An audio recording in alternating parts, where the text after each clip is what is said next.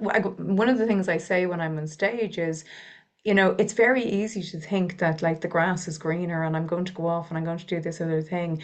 Sometimes the most powerful thing you can do to be more purposeful is look at the job you're doing and the organization you're in today and think, how can I have a bigger contribution here?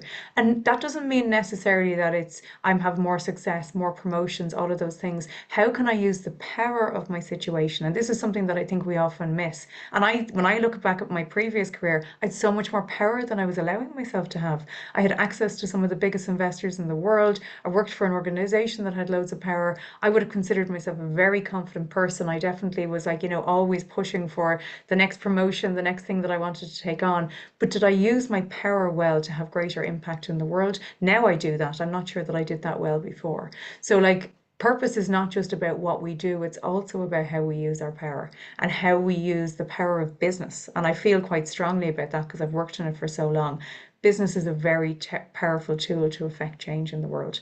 And regardless of whether you're the CEO or the head of function or whatever, you can look at what you're doing and think, how can I be more impactful here? That is a question you can ask yourself. And with the tools like Mary is saying, some of that's how can I lead a better life, but some of that is how can I take an hour every week to think, okay, there's a job I have to do, and then there's impact I can have, and how can I be intentional about that?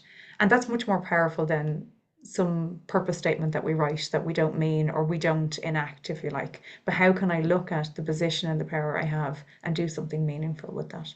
And is that purpose-led leadership?